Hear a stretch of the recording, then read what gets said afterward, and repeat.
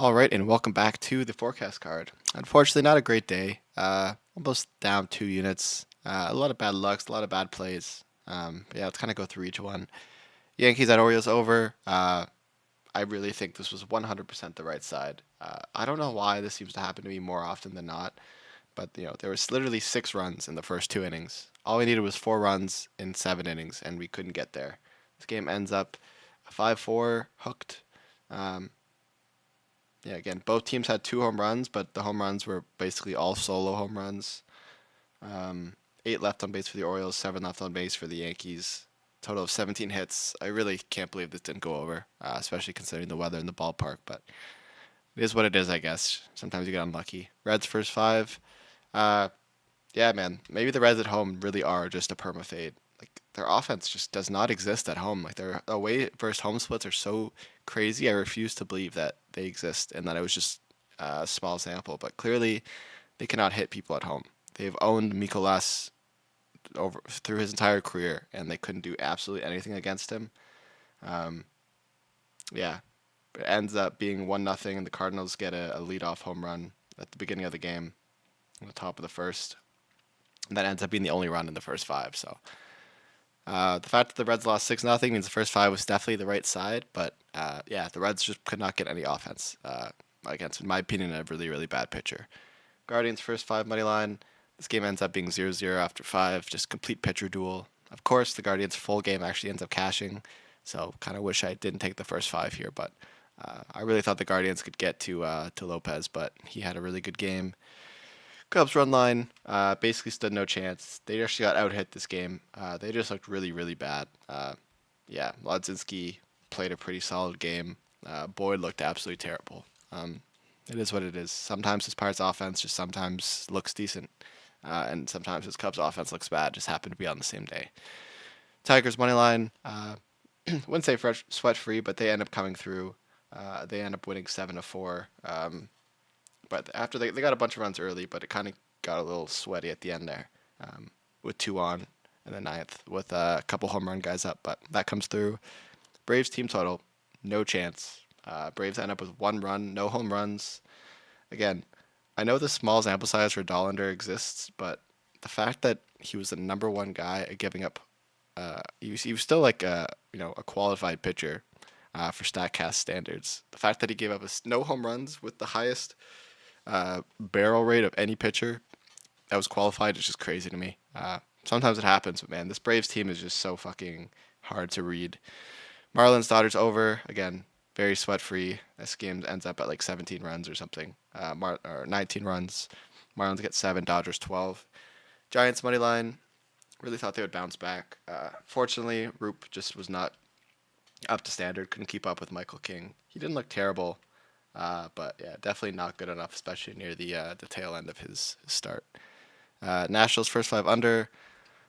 I don't know what to say, man. I'm retiring the first 5 under. It's just too stressful of a bet for me.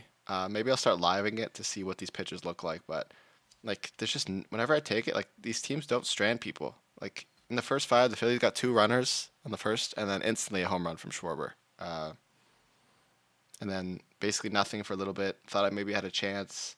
Um, and then bottom of the fourth, another home run. I don't know what to say.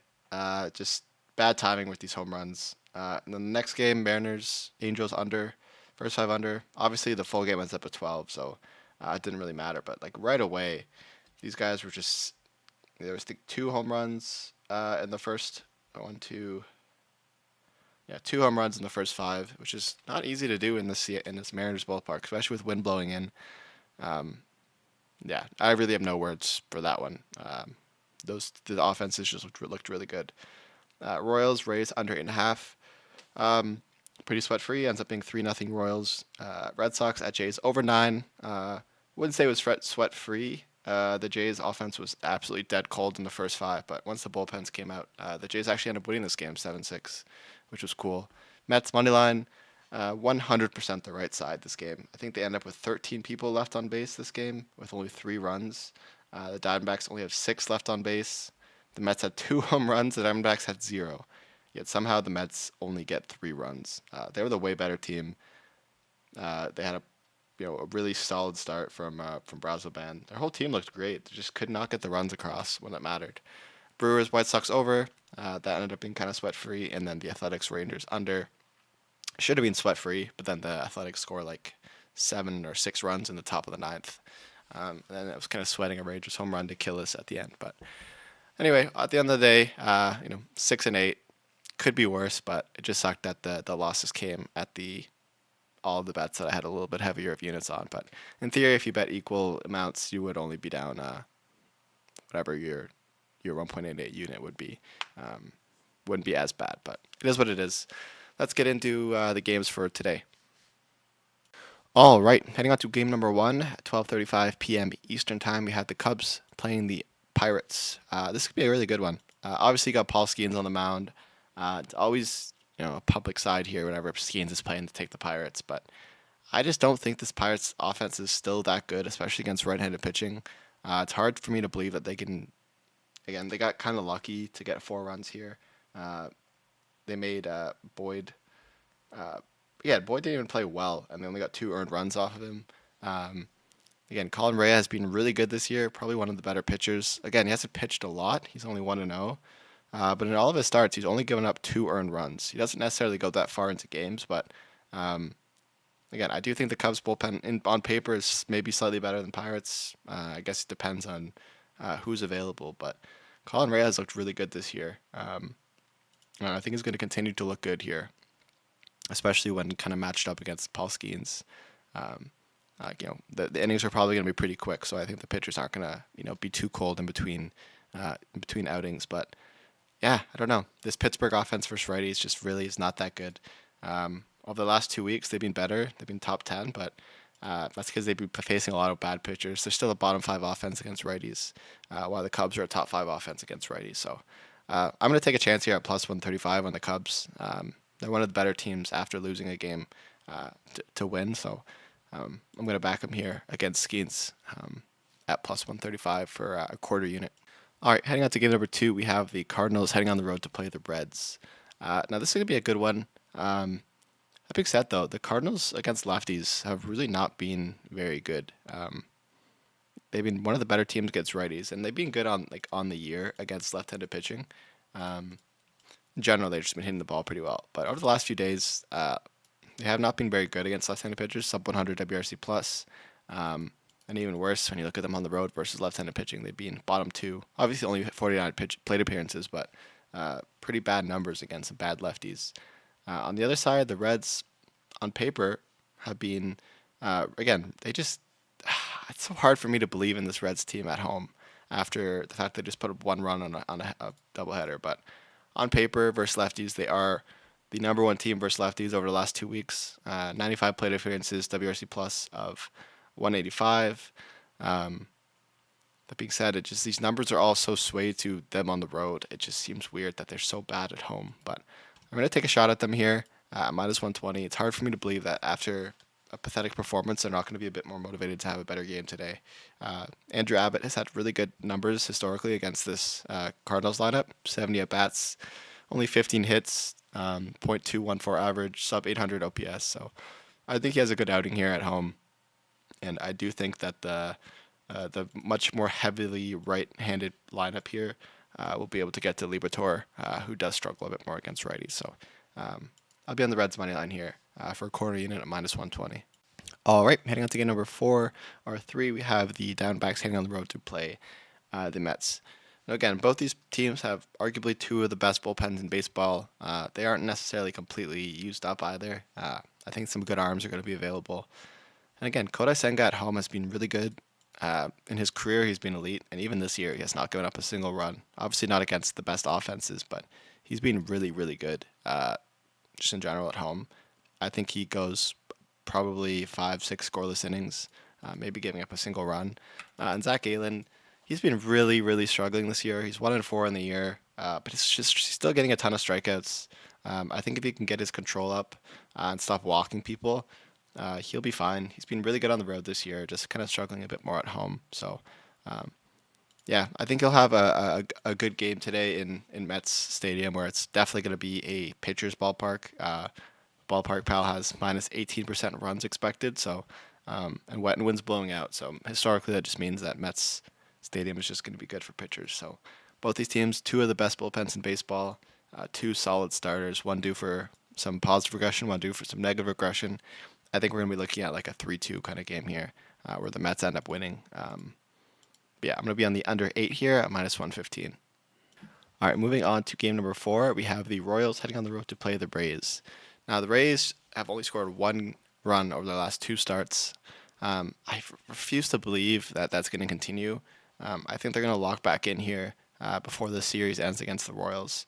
Again, the Royals have been one of the worst teams. I've taken the under back to back in both times of cash because, again, both these teams are having struggles on the offense. But again, Rays historically have been way better against righties than this Royals team is. Royals have been hitting better, but again, even the fact that the Tampa Bay Rays have been struggling this bad, they still have a higher WRC plus than the Royals do.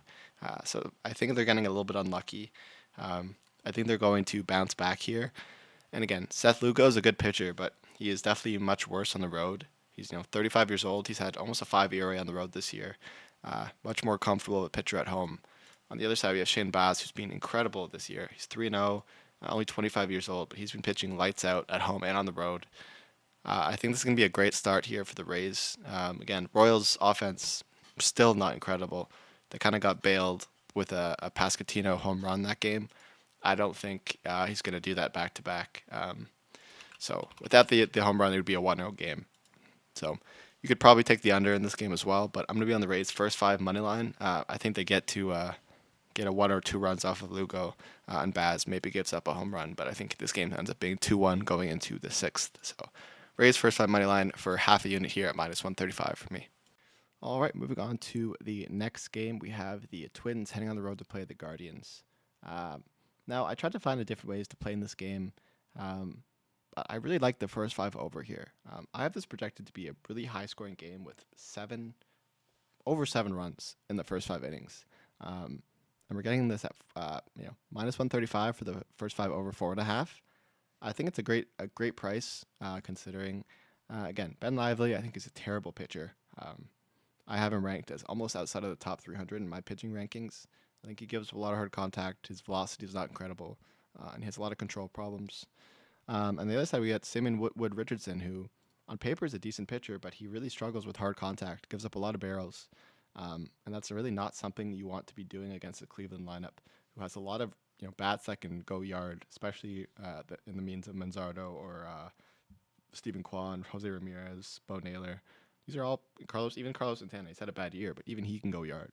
Now we're going to be in a game here in Progressive Field where runs are going to be expected to be way up. Home runs in left field are going to be way up. Again, both these teams have some lefties that can really get home runs. So I'm going to be on the first 5 over. I really love the spot. I'll be on it for 1 unit. Yeah, again, I don't love either of these pitchers. Both these bats are really good against righties. And I think we're going to see a lot of runs early and often. You could take the full game over at 9.5 or 8.5, whatever it is as well.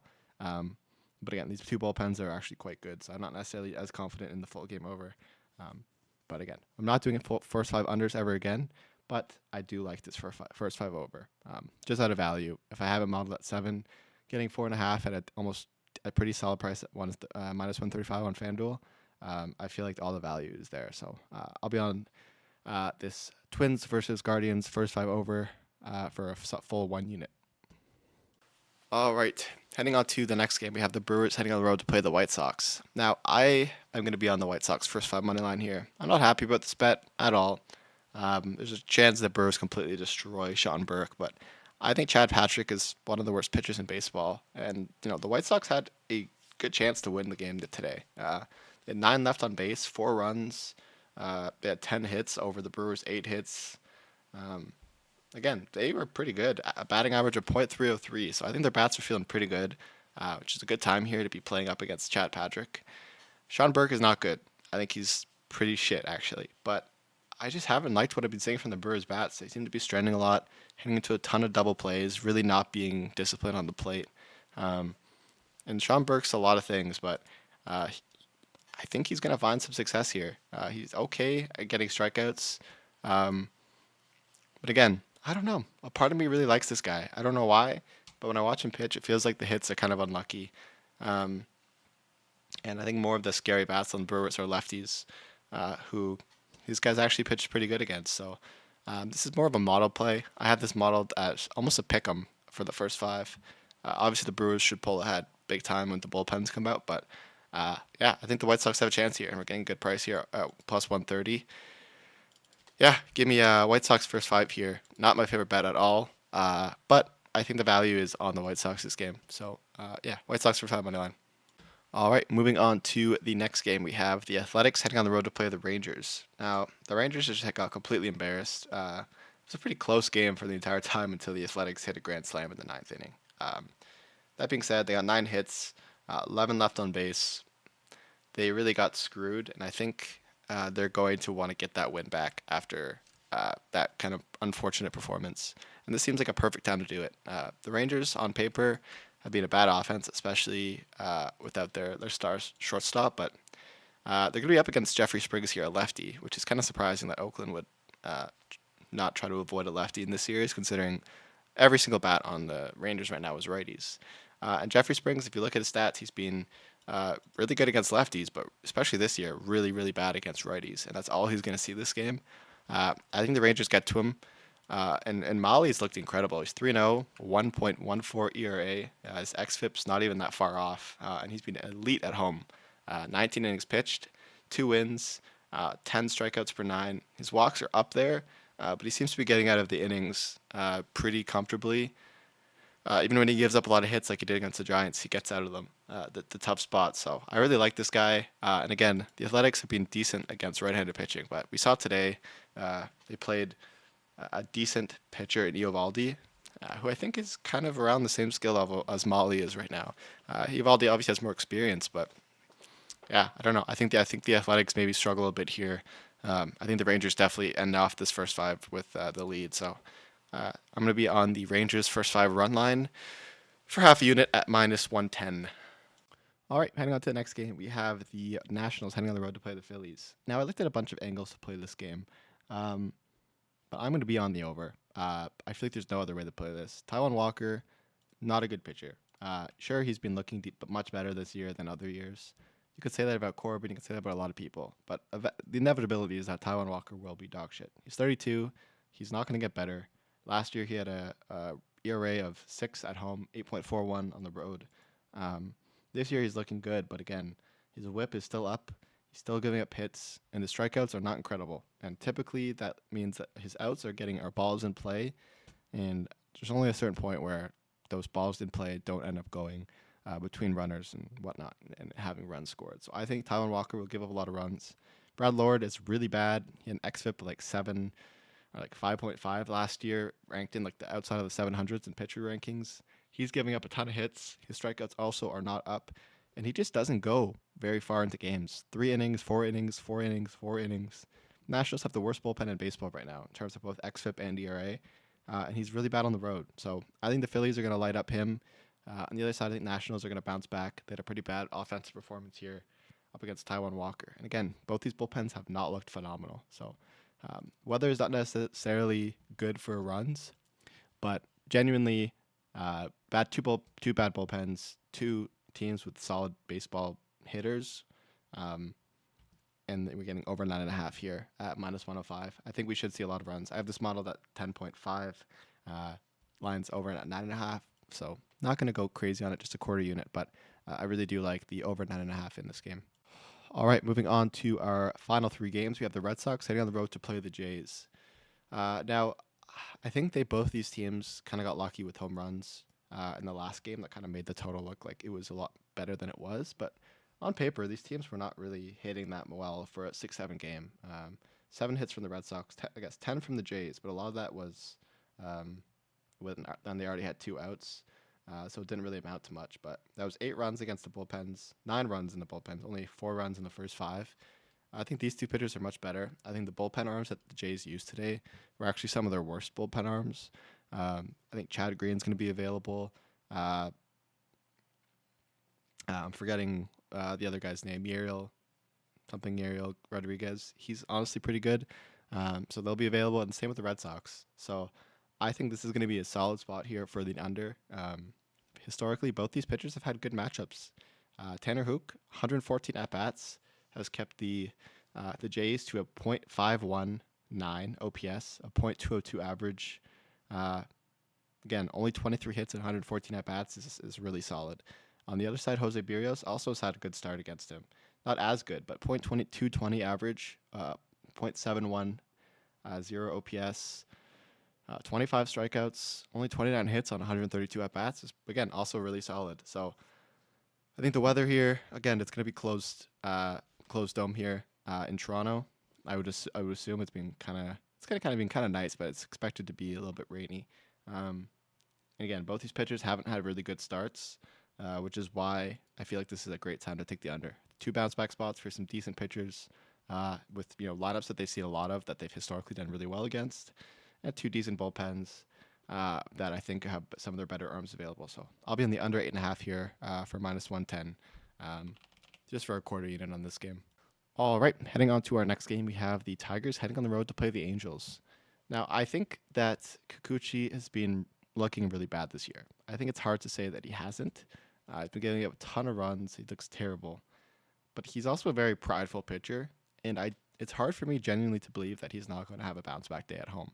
Um, Again, Casey Meese is a good pitcher. He's been decent, but his biggest downfall is he gives up a ton of hits to righties. He's been incredible against lefties, basically his entire career. But again, he's much worse on the road, and he has this year specifically has a .288 batting average against right-handed hitters. And the Angels are almost all right-handed hitters. They're only going to have one lefty in Shanuel, and I think he's going to find success. On the other side, we got Kikuchi. Again, has been terrible to start off the year. He's had 2 games where he's gotten hit up a ton. Most recently against the Twins, only pitched for 2 innings, gave up 9 hits, 4 earned runs, 4 walks. He looked terrible. But again, that was on the road. He hasn't given up a run yet in his one home start that he's had against the Giants, where he looked really, really good. And again, he's been really good against lefties. He's been getting beaten up by righties, but against lefties, he had a .167. And again, the Tigers' more scary lineup: Craig Carpenter, Riley Green, Zach McKinstry. These are all left-handed hitters. Jace Jung, Trey Sweeney. There's not really any great hitters on the Tigers that are righties other than maybe Spencer Torkelson. But again, he's more of a home run guy. And I think the Angel Stadium is one of the harder places to get home runs. If you can't hit the ball hard down the center field, it's kind of hard to pull for home runs. So, yeah, I'm going to be on the Angels' first 5 money line here. I think the Tigers are going to struggle to get runs here. I think Kikuchi has a good bounce back game at home where he's pitched much better. I think Casey Meese is going to struggle here against a whole lineup of righties. Yeah, I'm going to be on the Angels' first 5 money line here at +102. All right, and finally, the last game of the day, we have the Rockies heading on the road to play the Giants. This is just a classic under spot for me. I don't love these pitchers, especially Freeland when he's not pitching in Colorado. But again, the Giants at home offense is not nearly as good as Giants on the road. It is a ballpark that is historically a pitcher's ballpark, Oracle Park. Home runs are extremely unlikely. You basically only get hits in doubles into left field. And again, both these lineups I think have a lot better righties than they do lefties. Giants have only 2 lefties in Jung-Hoo Lee, who's a good hitter, and a Patrick Bailey. Same with the Rockies. They're only good lefties. Ryan McMahon got a bunch. Again, their lineup kind of sucks. Maybe Mickey Moniak's decent. But again, both these pitchers on paper have decent xFIPs. They're both 0-4 and 0-2, which is probably why we're getting a decent price at under 7.5. But Kyle Freeland, again, been decently good on the road. His biggest struggle is against righties, but in this stadium, it's kind of better for someone that's bad against righties because home runs and doubles are a lot less likely. And Justin Verlander, again, he's been kind of shit at home this year. But again, I think he's going to bounce back. He is old as hell, but he just had 2 really good starts against the Angels and Texas. We went 6 innings, only gave up 1 earned run in each of them. I think he's kind of locked back in. He is old. You don't know what you're going to get from him. But these are 2, again, I'm not going to say the 2 good bullpens. The Rockies obviously don't have a good bullpen, but I think Freeland can easily go 6 innings. Maybe Rockies team total under 3.5 might be a better look, but you never really know with Verlander. So I'll be in the under 7. Not crazy confident in this game because you never know with home runs. But yeah, give me the under 7.5 for -115. All right, and that's everything for today. Thanks so much for watching. Hopefully, we have a slightly better day than we did yesterday. But yeah, I might be uploading another video after this. I really want to start getting back into home run modeling now that the weather's getting a little bit warmer. This is typically a really good time to get into it, especially if the games that are stormy actually end up playing, because typically you do get a lot of really good wins and warmer weather. So yeah, thanks so much for watching, and I'll see you guys all tomorrow. Cheers.